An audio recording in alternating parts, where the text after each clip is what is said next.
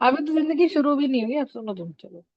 अब नेक्स्ट हमारे पास एक कंसेप्ट आएगा विच इज, तो integration will be using somewhere, ठीक है। अब देखो, नेक्स्ट हमारे पास आता है इसके अंदर इक्विवेलेंट मास, ठीक है। एक होता है मोलर मास, एक होता है इक्विवेलेंट मास, ठीक है। ध्यान सुनो, देखो, जैसे मैं बोलती हूँ कि 1 मोल मैंने मान लो मैग्नीशियम ले लिया, ले लिया। तो अगर मैंने 1 मोल मैग्नीशियम ले लिया, तो हमें पता है कि 1 मोल मैग्नीशियम का मोलर मास 24 ग्राम होता है, ठीक है। तो 1 मोल मैग्नीशियम, 1 मोल का मतलब होता है कि मैम उसके अंदर 6.022 इंटू 10 की पावर 23 मैग्नीशियम एटम्स है, ठीक है। मोल का लेना देना प्योरली एटम से और प्योरली मॉलिक्यूल से लेना देना होता है, ठीक है। लेकिन इक्विवेलेंट मास का लेना देना होता है इलेक्ट्रॉन से। कितने इलेक्ट्रॉन से? 1 मोल इलेक्ट्रॉन से, ठीक है। बात समझ आ रही है? तो इक्विवेलेंट मास वो होता है जो मुझे 1 मोल इलेक्ट्रॉन दे सके। फॉर एग्जाम्पल, मैंने ऐसे लिखा, मैंने कहा जी mg है, और mg मुझे mg+2 बनाएगा और 2 इलेक्ट्रॉन लूज कर देगा, क्योंकि mg का एटॉमिक नंबर 12 है, मतलब कॉन्फ़िगरेशन 282 है, तो वो 2 इलेक्ट्रॉन लूज कर सकता है। तो मैं ऐसा बोल सकती हूँ ना कि मेरे पास एक मैग्नीशियम का एटम है। तो अगर मैं एटॉमिक लेवल पे पढ़ूं, बहुत छोटे लेवल पे पढ़ूं, तो मैं क्या बोलूंगी इसको? मैं बोलूंगी कि भाई 1 magnesium atom gives me 1 magnesium ion and 2 electron. But अगर मैं इसको मोल्स की टर्म में पढ़ूं, जो साइड में स्टोइचियोमेट्रिक नंबर होता है, इसको मैं मोल्स की भाषा में भी तो पढ़ सकती हूँ। तो मैं क्या बोलूंगी इसको, बताइए? मैं इसको ऐसे बोलूंगी कि मेरे पास 1 मोल मैग्नीशियम आयंस हो गए, 1 मोल मैग्नीशियम एटम्स थे, बोलो हाँ है ना। 1 मोल मैग्नीशियम एटम्स थे, उन्होंने जब एक एक इलेक्ट्रॉन, सब अपने 2-2 इलेक्ट्रॉन लूज करे, तो सबने 2 मोल मिलकर 2 मोल इलेक्ट्रॉन लूज कर दिए। नहीं आई बात समझ? कॉन्सेप्ट क्लियर है? तो आप ये समझो कि अगर एक मैग्नीशियम एटम 2 इलेक्ट्रॉन लूज करता है, तो 10 मैग्नीशियम एटम कितने लूज करते हैं? 20। तो 30 मैग्नीशियम एटम कितने लूज करेंगे? 60 इलेक्ट्रॉन। तो मेरे पास तो यहाँ पे 6.022 इंटू 10 की पावर 23 मैग्नीशियम एटम है ना, इसी को तो 1 मोल बोल रही हूँ। तो इतने मिलके कितने लूज करेंगे? 2 इंटू 6.022 इंटू 10 की पावर 23। तो अगर मैं इसको 1 मोल बोल रही हूँ, तो ये 2 इंटू 1 मोल, तो ये भी तो 2 मोल बन गया। नहीं ये बात समझ? बताइए हाँ है ना?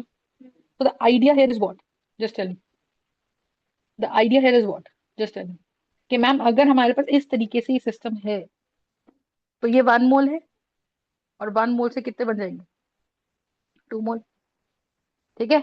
बोल सकती हूँ भैया 1 मोल बोला तो तुम अपने भेजे में चलाओ 1 से 2 इलेक्ट्रॉन, तो 10 mg से 20 इलेक्ट्रॉन, 30 mg से 60 इलेक्ट्रॉन, 40 mg से 80 इलेक्ट्रॉन।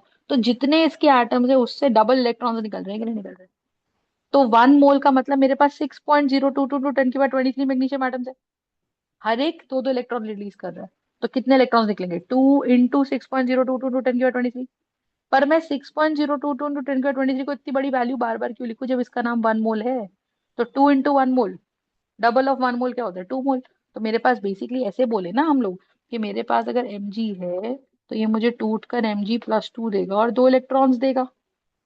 नहीं आई बात समझ? तो जब ये मुझे टूट कर mg+2 देगा और 2 इलेक्ट्रॉन्स देगा, तो ये mg से मुझे क्या मिलेगा? mg+2 + 2 electrons. तो कैन आई से at the molar level, moles की टर्म्स में मैं इसे क्या बोलूंगी? कि भाई 1 मोल मैग्नीशियम एटम्स मुझे 2 मोल इलेक्ट्रॉन देते हैं। पर तुम्हारे दिमाग में बत्ती जलनी चाहिए कि 1 मोल का मतलब भैया छोटा करने के लिए लिखा है तो इतने सारे एटम, और 1 से 2 निकल रहे हैं, तो यहाँ कितने इलेक्ट्रॉन्स निकल रहे हैं? 2 इंटू 6.022 इंटू 10 की पावर 23 इलेक्ट्रॉन। अरे हाँ या ना? अच्छा, अच्छा बताओ, इतने सारे अगर मैग्नीशियम एटम रखूं तो इनका वजन भी तो कुछ होगा, वो 24 ग्राम्स होते हैं, वो हमने सीखा है। कि एक एटम है तो 24 U, और 1 मोल एटम्स है तो 24 ग्राम्स। तो 24 ग्राम ने मिलकर 2 मोल इलेक्ट्रॉन रिलीज करे, यही तो है। अब सुनो, इक्विवेलेंट मास क्या होता है? हर सब्सटेंस का हम इक्विवेलेंट मास निकाल सकते हैं। Equivalent mass is that mass of a substance, is that mass of a substance which releases one mole electron. उसको किस बात से लेना देना है कि हर चीज का एक ऐसा मास निकाल दो जो वन मोल इलेक्ट्रॉन दे सके या गेन कर सके और ट्रांसफर हो सके उसकी फॉर्मेशन में, कंपाउंड्स के केस में। क्या होता है बताती हूँ, इतनी बात समझ में आ रही है? तो लॉजिकली आप ऐसे समझो कि मैम अगर मेरे पास 2 मोल इलेक्ट्रॉन रिलीज करने according to the above equation, तो मुझे कितना मैग्नीशियम चाहिए? देखो, तो मैंने बोला कि अगर मुझे मुझे Mg से Mg+2 बना रहे हैं और 2 इलेक्ट्रॉन निकल रहे हैं, तो यहाँ कुछ नहीं तो बने। That means it is 1 mole magnesium atom which is going to be 24 grams magnesium atom. तो 24 ग्राम मैग्नीशियम एटम जो है उनका क्या सीन है कि ma'am 2 mole electrons are released by 24 grams of magnesium, बोलो है ना? तो 1 mole electrons will 24/2, that is going to be 12 grams of magnesium. हाँ, तो इसका मतलब मोलर मास का कोई लेना देना इक्विवेलेंट मास से नहीं है। इक्विवेलेंट मास की डेफिनेशन समझो, वो मास जो मुझे 1 मोल इलेक्ट्रॉन दे दे, बस बात खत्म। ठीक है। अब जैसे फॉर एग्जांपल देखो, सोडियम के लिए लिखते हैं। सोडियम क्या करेगा? Sodium will give me atomic number 11, तो 281 होता है। तो ये Na+1 बनाएगा और एक इलेक्ट्रॉन रिलीज कर देगा, बोलो हाँ ना? तो अब मैं बोलती हूँ कि इसके अगर इसका कुछ नहीं तो यहाँ 1 है, तो यहाँ 1 का मतलब क्या है? 1 मोल sodium gives me 1 mole Na+, and 1 mole electrons. ये तो दे ही रहा है 1 मोल इलेक्ट्रॉन। तो जो भी मास सोडियम का 1 मोल इलेक्ट्रॉन दे दे, वही उसका इक्विवेलेंट मास है। पर आप सोचो, सोडियम के 23 ग्राम्स में ही उसके 1 मोल एटम भी आते हैं। But which is very logical कि एक एटम एक इलेक्ट्रॉन रिलीज कर रहा है, तो 10 एटम्स 10 इलेक्ट्रॉन रिलीज करेंगे। तो 6.022 इंटू 10⁻23 सोडियम के एटम जो है, वो 6.022 इंटू 10⁻23 इलेक्ट्रॉन्स रिलीज करेंगे। और इसी को हम 1 मोल इलेक्ट्रॉन्स कहते हैं। नहीं आई बात समझ? तो जो भी मास 1 मोल इलेक्ट्रॉन रिलीज कर दे, उसको हम बोलते हैं उसका इक्विवेलेंट उस एलिमेंट का। जैसे फॉर एग्जांपल मैं ऐसे लिख दूं, एल्यूमिनियम का तुम बताओ, एल्यूमिनियम का एटॉमिक नंबर इज 13, तो कॉन्फ़िगरेशन इज 283। तो वो 3 इलेक्ट्रॉन लूज करेगा, तो ये बनाएगा Al+3 +3 इलेक्ट्रॉन्स। तो मैं इसको पढ़ूं तो ये क्या है? 1 मोल एल्यूमिनियम गिव्स 3 मोल इलेक्ट्रॉन्स। तो इसका मतलब 1 मोल का मास है 27 ग्राम, तो 27 ग्राम उसका क्या है? Molar mass. अच्छा एक बात बताओ, क्या 3 एल्यूमिनियम की वैलेंसी भी तो है? तो क्या मैं ऐसा बोल दूं कि इसका मोलर मास, तो हम ऐसे बोल सकते हैं कि भैया अगर 3 मोल इलेक्ट्रॉन्स लूज करने हैं, तो 3 mole electrons are lost by 27 grams of aluminium. So 1 mole electron is being lost by 27/3। तो आइडियली आप सब में देखो, सोडियम के लिए आया 23/1, मैग्नीशियम के लिए आया 24/2, पर क्या है? Molar mass. नीचे क्या है? वैलेंसी। तो क्या मैं ऐसा बोल दूं कि equivalent mass is equal to molar mass by valency? Elements के लिए, एलिमेंट के लिए आप उसकी वैलेंसी नीचे रख सकते हो। और मोलर मास से बेटर मुझे क्या लिखना चाहिए? Atomic mass. Atomic mass. Got the point? ठीक है। मॉलिक्यूल्स के लिए भी होगा, लेकिन जैसे O2 के लिए आप उसका सिंगल एटम ही कंसिडर करो, तो O का मास नंबर क्या होता है? 816। तो आप जैसे बताओ, अब O के लिए लिखते हैं, तो मेटल्स के लिए तो समझ में आया, मेटल्स तो या तो एक लूज करेगा या 2 लूज करेगा या 3 लूज करेगा। तो यहाँ पे इक्विवेलेंट मास क्या है? जो मुझे 1 मोल इलेक्ट्रॉन दे सके या जो मुझे 1 मोल इलेक्ट्रॉन ले सके। नहीं आई बात समझ? Concept clear? ठीक है। तो equivalent mass is basically atomic mass by valency. Got the point? अच्छा, कुछ किताबों में ऐसे लिखा होता है कि equivalent mass is nothing but molar mass by n factor. और एन फैक्टर मतलब यहाँ पे कोई नंबर लिखा जाएगा, n factor is just some number है। वो एलिमेंट्स के केस में वो एन फैक्टर कौन है? उनकी वैलेंसी। बात समझे? हर एलिमेंट के लिए n factor will be its valency. जैसे फॉर एग्जांपल मैंने लिखा O, तो O का एटॉमिक नंबर है 8, तो कॉन्फ़िगरेशन है 26। तो आप बोलोगे कि O को अपना ऑक्टेट कंप्लीट करने के लिए 2 इलेक्ट्रॉन चाहिए, तो वो O-2 बनाएगा और स्टेबल हो जाएगा ऑक्टेट पूरा करके। तो हम क्या बोले कि भाई 1 मोल oxygen atoms, you understand, is gaining 2 mole electrons to become stable and to form stable oxide.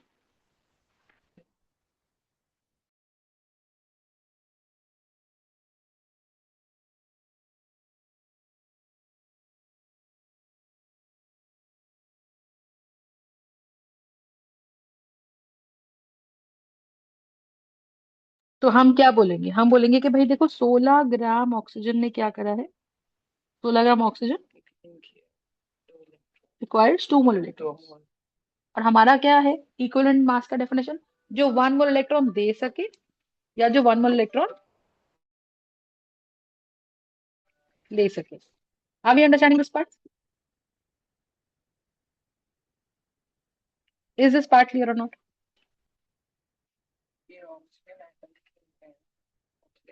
हाँ, लॉजिक समझ में आ रहा है? तो आप ये समझो कि भाई 1 मोल इलेक्ट्रॉन जो है उसका क्या आ जाएगा, 16/2, दैट विल बी 8 ग्राम। नई बात समझ।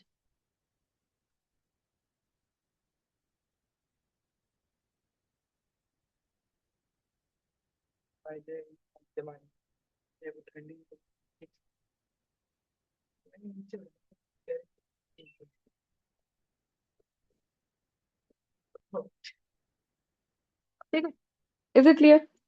तो ये हमारे पास आ जाएगा। इक्विवेलेंट मास क्या हो गया ऑक्सीजन का? ऑक्सीजन का इक्विवेलेंट मास कितना हो गया, 8। हाँ, नहीं, देखो मॉलिक्यूल में तुम लेगा O2, तो इसको जब तोड़ोगे तो 2 O निकलेंगे। हर O को 2-2 इलेक्ट्रॉन की जरूरत है, तो पूरा मॉलिक्यूल मिलके 4 इलेक्ट्रॉन खाएगा। फिर जाके ये 2 ऑक्साइड बनाएगा। तो मैं बोलूंगी कि 32 grams of oxygen gains 4 mole electrons. तो 1 मोल इलेक्ट्रॉन गेन करने के लिए तो अभी भी 8 मोल ही चाहिए। तो चाहे एटम से निकालो चाहे मॉलिक्यूल से निकालो, अगर इक्विवेलेंट मास ऑफ ऑक्सीजन 8 है तो वो 8 ही है। इसीलिए मैं बोल रही हूँ एटॉमिक लेवल पे जो निकाल दिया वही मॉलिक्यूलर लेवल पे, जब तक कि वो सिंपल मॉलिक्यूल है। Are we understanding? तो देखो, अब लॉजिक समझो, इसका मतलब समझो कि मैं मैम सोडियम, अगर मैं 12 ग्राम मैग्नीशियम ले लूं, तो क्या तुमको अभी ये समझा कि 24 ग्राम के अंदर अगर 24 ग्राम का पैकेट बनाओ मैग्नीशियम का, तो उसमें 6.022 × 10⁻23 मैग्नीशियम के एटम्स आएंगे और उस पैकेट का वजन 24 ग्राम होगा। पर अगर तो हर मैग्नीशियम एटम 2-2 इलेक्ट्रॉन रिलीज करता है, तो ये पैकेट मुझे ओवरऑल टू इन, तो ये पैकेट मेरा सिर्फ मोलर मास का पैकेट है, पर ये इक्विवेलेंट मास का पैकेट नहीं है। पर आप ये लॉजिक समझो कि अगर मैंने वहीं पर 12 ग्राम मैग्नीशियम ले लिया, तो 12 ग्राम मैग्नीशियम मतलब मैंने वजन आधा कर दिया, जो कि इक्विवेलेंट मास दिया। तो आपको ये समझा कि मैम इसमें हाफ मोल इलेक्ट्रॉन है, which is 3.011 into 10⁻23 magnesium atoms ही है, आधा ही मोल है। लेकिन क्योंकि हर मैग्नीशियम एटम 2-2 इलेक्ट्रॉन रिलीज कर रहा है, तो मुझे यहाँ से मिल रहे हैं 6.022 इंटू 10⁻23 23 इलेक्ट्रॉन्स। नहीं ये बात समझ में आ रही है? तो मुझे कितने इलेक्ट्रॉन्स मिल रहे हैं, 2 × 3.011 इंटू 10⁻23 इलेक्ट्रॉन। नहीं आ रही बात समझ? बोलो। तो इसका एल्युमिनियम में तो 3 से इंटू करते हैं। हाँ, पर आप लॉजिकली समझो कि मैम अगर जो पैकेट मुझे 1 मोल इलेक्ट्रॉन दे सकता है, सही है, और आप सोचो मैं क्लोरीन ले लूं, क्लोरीन का एटॉमिक नंबर 17 है, तो कॉन्फ़िगरेशन 287 है, तो उसको 1 इलेक्ट्रॉन चाहिए। तो मैं इसकी स्टेटमेंट बनाऊंगी, क्लोरीन ने 1 इलेक्ट्रॉन गेन करा तो Cl- क्लोराइड बनाया। तो रीड कैसे करूंगी कि 1 मोल क्लोरीन एटम्स, क्योंकि न्यूट्रल है ना, gain 1 mole electrons to form 1 mole chloride ions. नहीं है बात समझ? तो आप ये समझो 1 मोल क्लोरीन एटम्स का वजन कितना होता है, 35.5। तो आप ये समझो कि मैं आप एक बात समझाओ कि अगर मैं 12 ग्राम मैग्नीशियम का एक पैकेट ले लूं, तो वो फेंकेगा कितने, 1 मोल इलेक्ट्रॉन फेंकेगा, क्योंकि वो मेटल का पैकेट है। और अगर मैं एक दूसरा पैकेट बना लूं जिसमें 35.5 ग्राम क्लोरीन है, तो क्या वो पूरे 1 मोल इलेक्ट्रॉन गेन कर लेगा? तो क्या मेटल का ये एक इक्विवेलेंट पैकेट नॉन मेटल के इस एक इक्विवेलेंट पैकेट से कंबाइन कर लेगा? क्योंकि basically what is one equivalent packet? It is that equivalent that can release one mole electron. और नॉन मेटल का वो वाला मास है जो वन मोल इलेक्ट्रॉन गेन कर सकता है। तो ये वन मोल दे रहा है और ये वन मोल ले रहा है, तो सीधी सी बात है 12 ग्राम बकायदा 35.5 ग्राम क्लोरीन के साथ रिएक्शन करेगा, और तब भी कोई बॉन्ड, मतलब तब भी कोई उसमें वेस्टेज होने वाली नहीं है। तो मैम हम पर इसको एक ये रूल बोलते हैं। एक मोल इलेक्ट्रॉन जैसे मेटल है, एक हम्म इक्विवेलेंट मास का, वो एक मोल इलेक्ट्रॉन हम्म रिलीज कर रहा है ना, बॉन्ड थोड़ा ना बना रहा है, मतलब शेयरिंग। तो लेकिन अगर मैं बॉन्ड, बात नहीं समझे आप, मैं क्या बोल रही हूँ? मैंने यहाँ पे बॉन्ड, मैंने बॉन्ड बनाने की बात ही नहीं करी। मैंने ये बोला कि अगर मैंने इलेक्ट्रॉन कहीं से फेंके हम्म। तो स्टेबली इलेक्ट्रॉन दूसरे में चले जाएंगे कि नहीं चले हाँ। जाएंगे? अगर इलेक्ट्रॉन वेस्ट हो गए तो फिर तो वो और भी वर्स कंडीशन हो गई। तो हम कभी भी जब इक्वेशन लिखते हैं तो हम हमेशा लिखते हैं कि जब भी हमें प्रॉपर बॉन्ड बनाना पड़ेगा, तो अब मैं क्या बोलूंगी, मैं ऐसे लिखूंगी कि two equivalents of magnesium combines with one, oh sorry, I should say what, two equivalents of, देखो, two equivalents of magnesium will always combine with two equivalents of chlorine। अब तुम फॉर्मूला बताओ, मैग्नीशियम क्लोराइड में formula क्या बताया? MgCl2। MgCl2 में तुम 1 मोल Mg ले रहे हो तो 2 मोल क्लोरीन ले रहे हो, और 1 मोल Mg जो है वो तुमको 2 मोल इलेक्ट्रॉन देगा। नहीं, ये बात समझ, क्योंकि 1 मोल Mg is basically 24 gram Mg। 24 gram Mg आपने तुमको टू 2 मोल इलेक्ट्रॉन इक्विवेलेंट देता है। ऑफ एमजी लिखा है। और ये तो सही तो लिखो, 24 ग्राम मैग्नीशियम भैया 2 मोल इलेक्ट्रॉन ही तो रिलीज करेगा। भैया 24 ग्राम हाँ। 1 मोल हो गया ना। तो पर मेरा इक्विवेलेंट मास का मतलब क्या है? जो 1 मोल इलेक्ट्रॉन रिलीज करे। नहीं आई बात समझ? हाँ समझ। है ना? तो क्या मेरी ये बात समझ में आ रही है कि अगर दो चीजें रिएक्ट कर रही हैं तो सीधी सी बात है, तुम ऐसे समझो कि भैया एक पैकेट है किसी मेटल का और एक पैकेट है किसी नॉन मेटल का। तो मेटल इलेक्ट्रॉन देगा तो नॉन मेटल इलेक्ट्रॉन लेगा, सिंपल। तो जितने मेटल ने इलेक्ट्रॉन फेंके उतने नॉन मेटल को पकड़ने पड़ेंगे।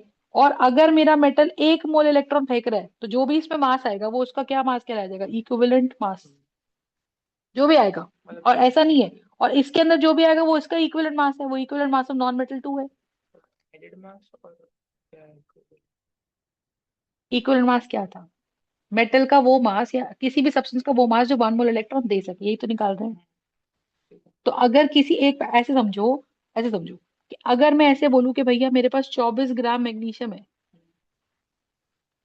ना, तो मैं इक्वेशन को क्या लिखती हूँ कि Mg will dissociate to give me Mg+2 electrons. तो आई एम सेइंग कि 1 मोल मैग्नीशियम एटम्स जो हैं they are giving me 2 mole of electrons. तो Mg का मास है 24 ग्राम, मोलर मास इसका। तो क्या 2 मोल इलेक्ट्रॉन देने वाले को इक्विवेलेंट मास बोलते हैं, या 1 मोल इलेक्ट्रॉन देने वाले को? तो ये तो 2 मोल दे रहा है ना। तो अगर मैं इसको आधे आधे दो पार्ट से बांट लूं कि एक पैकेट बना दूं 12 ग्राम का मैग्नीशियम का और एक और पैकेट बना लूं 12 ग्राम मैग्नीशियम का, तो मोल वाइज देखो तो ये क्या है, ये आधे आधे मोल मैग्नीशियम ले लिए मैंने एक एक पैकेट में। लेकिन क्या मैं इसे एक पैकेट को वन इक्विवेलेंट बोल दूंगी और इसको भी मैं वन इक्विवेलेंट बोल दूंगी कि नहीं बोल दूंगी? बोलो है ना? क्यों ऐसा? क्यों ऐसा? क्योंकि इक्विवेलेंट का मतलब वो पैकेट जो 1 मोल इलेक्ट्रॉन दे दे, और 1 मोल का मतलब वो पैकेट जो 1 मोल एटम दे दे। मोल पैकेट होता है, इक्विवेलेंट भी पैकेट होता है, पर मोल कहता है मुझे 1 मोल एटम चाहिए मेरे अंदर। और इक्विवेलेंट क्या कहता है कि मुझे कोई मतलब नहीं है, जो मुझे 1 मोल इलेक्ट्रॉन ले या दे सके उतने एटम रख दो मेरे अंदर, तो जो भी वजन बने उनका। अब बता कि, अरे सुन लेना, Cl है, Cl, अभी तूने पढ़ा कि Cl का 35.5 एक इलेक्ट्रॉन गेन करता है। तो इस इक्वेशन कैसे पढ़ेगा? 1 mole of chlorine gains 1 mole of electron. एक तरीके से क्लोरीन के लिए जिनकी भी वैलेंसी 1 है उनके लिए जो मोलर मास है वही इक्विवेलेंट मास हो गया ना, क्योंकि उतना पूरा पूरा एटॉमिक मास, उतना पूरा पूरा molar mass 1 mole electron gain कर लेगा। तो तू मुझे बता, एक क्लोरीन का एक पैकेट बनाई मैं जिसके अंदर मैंने लिखा 35.5 ग्राम्स, क्या इसके अंदर 1 मोल क्लोरीन के एटम्स भी आ गए? पर क्योंकि हर क्लोरीन एटम एक ही इलेक्ट्रॉन गेन करता है तो ये इतने क्लोरीन के एटम्स 1 मोल इलेक्ट्रॉन गेन भी तो कर सकते हैं। नहीं यही बात समझ? तो इसका मतलब एक Mg का 12 ग्राम इसके 35.5 को क्लोरीन को इलेक्ट्रॉन दे देगा। तो ये 1 मोल इलेक्ट्रॉन छोड़ रहा है, ये 1 मोल पकड़ रहा है। तो एक equivalent of Mg is reacting with another equivalent of chlorine. ये क्या करेगा, ये क्या करेगा, ये भी 35.5 ग्राम को दे देगा। तो दो मैग्नीशियम के दो इक्विवेलेंट ने दो क्लोरीन के इक्विवेलेंट से रिएक्शन नहीं किया, हमेशा ऐसा ही होगा, क्योंकि सिंपल लॉजिक है, एक पैकेट एक इलेक्ट्रॉन देगा तो दूसरा पैकेट एक इलेक्ट्रॉन लेगा। तो अगर तीन पैकेट है मेरे पास मेटल के, तीन इक्विवेलेंट पैकेट्स हैं, तो मेरे को नॉन मेटल के भी कितने पैकेट चाहिए, तीन। So the gram equivalents of the combining species must be same. नहीं आ रही बात समझ।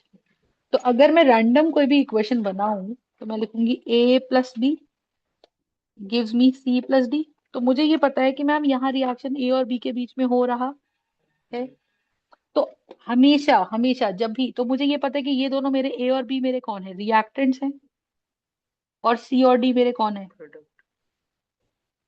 प्रोडक्ट्स हैं। नहीं है बात समझ। मैम बोलो।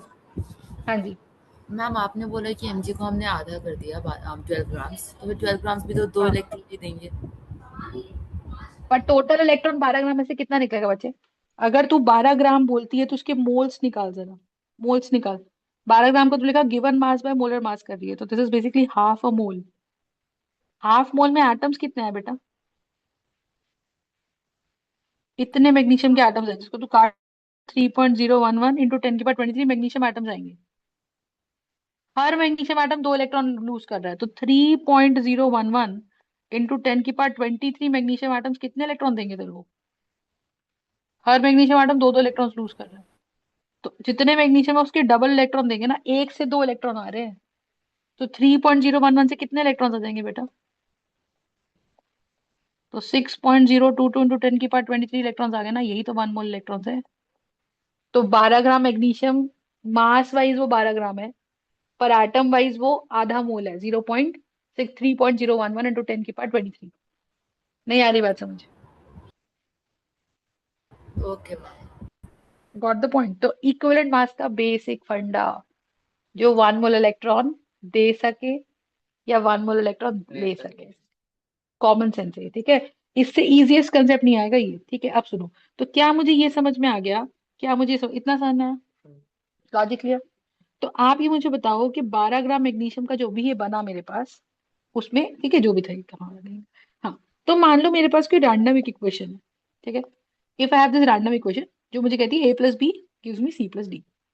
तो ए और बी मेरे रिएक्टेंट्स हैं, सी और डी मेरे प्रोडक्ट्स हैं। तो जब भी रिएक्शन होता है ना, तो एक रिएक्टेंट दूसरे को कोई एक रिएक्टेंट लूज करता है। तो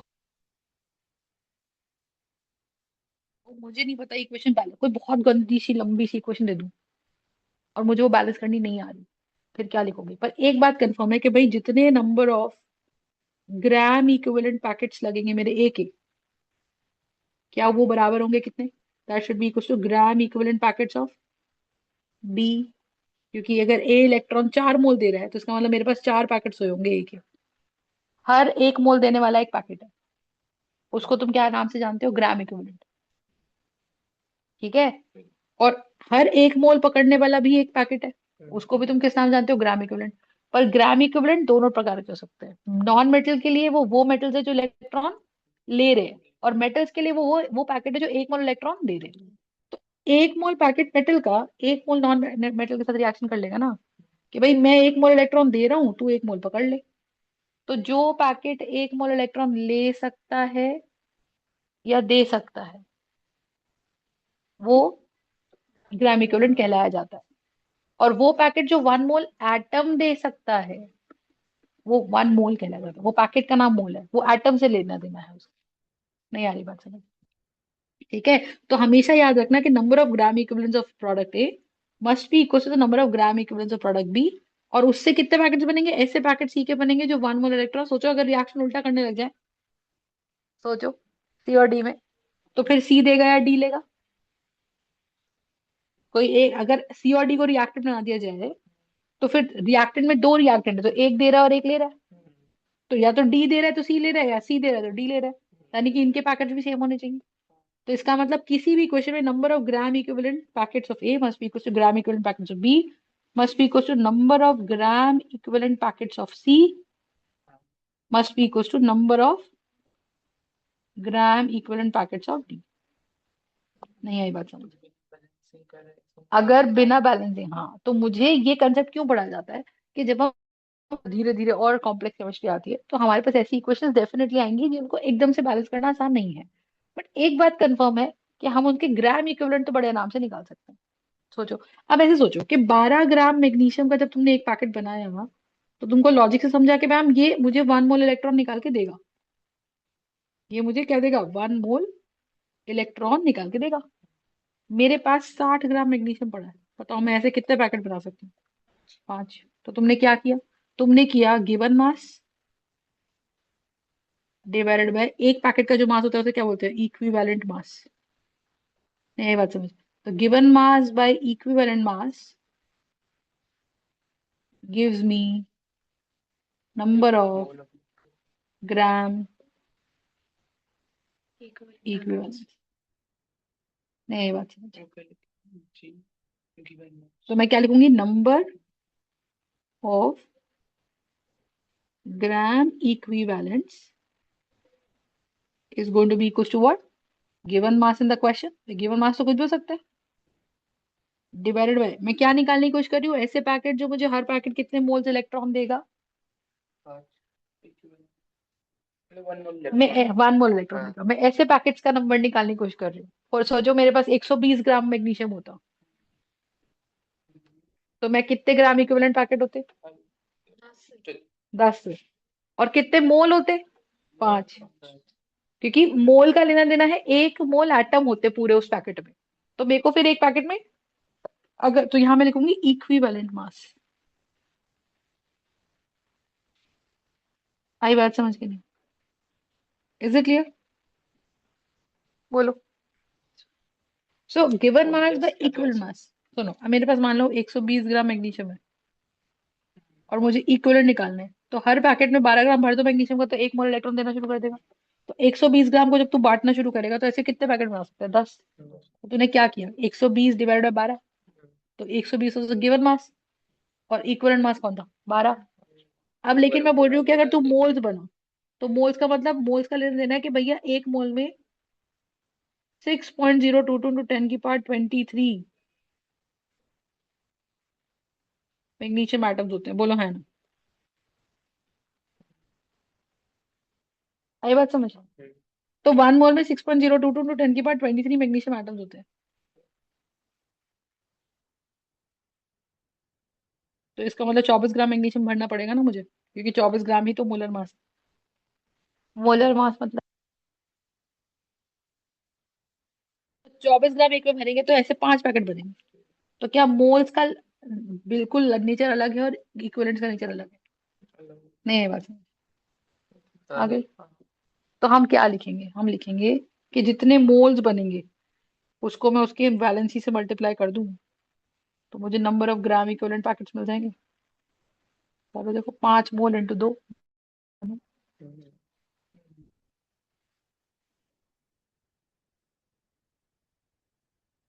ग्राम इक्विवेलेंट कौन सा पैकेट होता है जो 1 मोल इलेक्ट्रॉन दे या दे सकता है।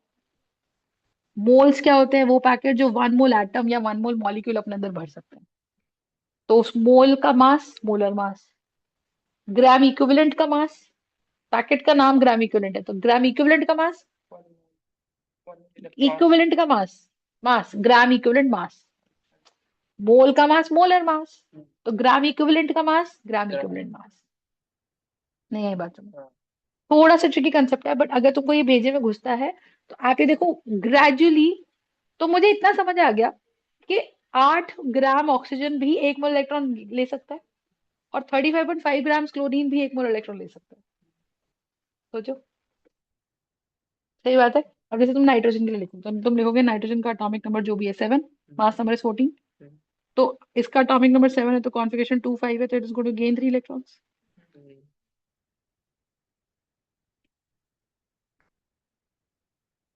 नहीं ये बात समझ? तो क्या करेंगे कि एन का एटम है, उसका मास है मोलर मास, तो 1 mole nitrogen atoms will gain 3 mole electrons. तो ये 1 मोल 14 ग्राम इसका क्या है, इक्विवेलेंट बोलूंगी 14 ग्राम के पैकेट को, कि मोल बोलूंगी, क्योंकि इसके अंदर मुझे ये तो पता है कि 1 मोल नाइट्रोजन के एटम्स है, पर ये गेन कर रहा है 3 मोल इलेक्ट्रॉन।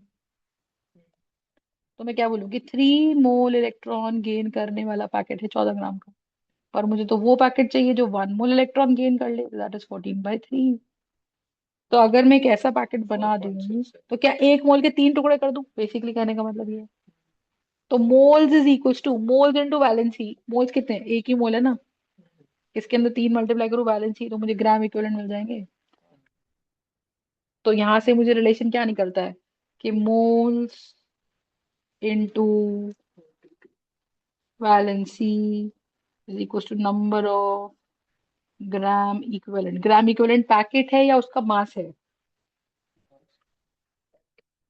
मैंने क्या बोला, मैंने बोला ग्राम इक्विवेलेंट सिर्फ पैकेट है। मैं बोलती ग्राम इक्विवेलेंट मास, तो ग्राम इक्विवेलेंट में भरा हुआ mass is gram equivalent mass, जो मुझे 1 मोल इलेक्ट्रॉन देता है या लेता है। नहीं, ये बात समझ, ठीक है। चलो, this is it for today. Thank you so much. अब नेक्स्ट क्लास है मेरी, ठीक है, आज इतना ही करेंगे।